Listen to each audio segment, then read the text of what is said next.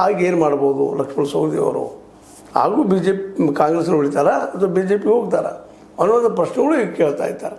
ಅಂದ್ರೆ ಇವೆಲ್ಲ ಒಟ್ಟಲ್ಲಿ ಏನು ಆಗ್ಬೋದು ಏನು ಆಗಲಿಕ್ಕಿಲ್ಲ ಅನ್ನುವಂಥ ಒಂದು ಅತಂತ್ರ ಸ್ಥಿತಿ. ಯಾಕೆ ಇಲ್ಲಿವರೆಗೆ ಒಂದು ಏನೋ ಇತ್ತು, ನಿಶ್ಚಿತವಾಗಿ ಸಿದ್ದರಾಮಯ್ಯ ಉಳಿತಾರೆ 2028ರವರೆಗೆ, ಇಂದೆಲ್ಲ ನಾಳೆ ನಮ್ಗೆ ಮಿನಿಸ್ಟ್ರಿಗಿರಿ ಅಥವಾ ಮಂತ್ರಿಗಿರಿ ಸಿಕ್ಕಿತು ಅನ್ನೋ ಆಸೆ, ಜೊತೆಗೆ ಡಿ ಕೆ ಶಿ ಅವರು ಏನಾದರೂ ನಮಗೆ ಅನುಕೂಲ ಮಾಡಬಹುದು ಅಂತ ದೂರದ ಆಸೆ ನಮ್ಮ ಲಕ್ಷ್ಮಣ ಸವದಿಯವರಲ್ಲಿ ಇತ್ತೋ ಏನೋ. ಆದರೆ ಈಗ ನೋಡಿದರೆ ಇಲ್ಲಿ ಪರಿಸ್ಥಿತಿ ನೋಡಿದರೆ ಡಿ ಕೆ ಶಿ ಅವರೇನೋ ಜೋರಾಗಿ ಮಾತಾಡ್ತಾ ಇದ್ದಾರೆ. ಡಿ ಕೆ ಶಿ ನಾವು ಬೇಕಪ್ಪ ಈಗ ಒಂದು ಸಿ ಎಮ್ ಗಿರಿ, ಮುಖ್ಯಮಂತ್ರಿಗಿರಿ ಅಂತೇಳಿ.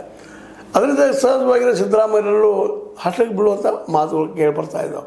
ಇಲ್ಲ ದಲಿತ ಸಿ ಎಮ್ನ ಮಾಡ್ತೀನಪ್ಪ ಅನ್ನೋ ಸಜೆಷನ್ ಕೊಡ್ತಾ ಇದ್ದಾರೆ ಅಂತೇಳಿ. ಕೆ ಎನ್ ರಾಜಣ್ಣ ಅವ್ರ ಮಾತು ಕೇಳಿದಾಗ ಸಹಜವಾಗಿ ಮತ್ತು ಮುನಿಯಪ್ಪ ಅವ್ರು ಭೇಟಿಯಾಗಿ ನೋಡಿದಾಗ ದಲಿತ ಸಿ ಎಮ್ ಆದ್ರೆ ಅದು ಇವೆಲ್ಲ ಡೆವಲಪ್ಮೆಂಟ್ ಆದ್ರೆ ದಲಿತ ಸಿ ಎಮ್ ಆಯ್ತು ಅಂದ್ರೆ ಸಹಜವಾಗಿ ಅದು ಇಂಡೈರೆಕ್ಟಾಗಿ ಡಿ ಕೆ ಶಿ ಅವ್ರ ವಿರೋಧಿಗಳಿರುವಂಥ ಇಲ್ಲಿ ಲಕ್ಷ್ಮಣ ಸವದಿಯವರಿಗೆ ಮಂತ್ರಿಗೆ ಸಿಗುವಂಥದ್ದು ಭಾಳ ಕಷ್ಟ ಅನ್ನುವಂಥ ಮಾತುಗಳು ಕೇಳಿ ಬರ್ತಾ ಇದ್ದಾವೆ. ಅಂದ್ರೆ ಸತೀಶ್ ಅವರು ಅಧ್ಯಕ್ಷರಾದ್ರೆ ಆಯಿತು, ಅಥವಾ ಒಬ್ಬ ದಲಿತರು ಮುಖ್ಯಮಂತ್ರಿ ಆದ್ರೆ ಆಯಿತು, ಅಥವಾ ಇದ್ದ ಮುಖ್ಯಮಂತ್ರಿ ಬದಲಾದ್ರೆ ಆಯಿತು, ಇವೆಲ್ಲವೂ ನಮ್ಮ ಲಕ್ಷ್ಮಣ ಸವದಿ ಅವ್ರ ಪರ ನಿಂತದಂತ ಅಲ್ಲ.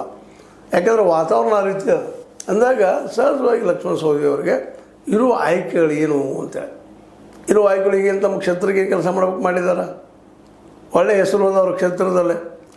ಇನ್ನೇನಿದ್ರು 2022 ಚುನಾವಣೆ ಅದೇ ಬರುವಂಥದ್ದು.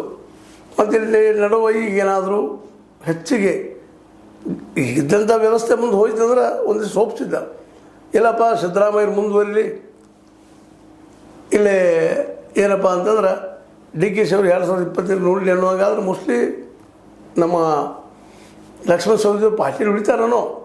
ಆದ್ರೆ ಏನಾದರೂ ಅದು ತಪ್ಪೆ ಒಂದು ವೇಳೆ ಅಧ್ಯಕ್ಷರು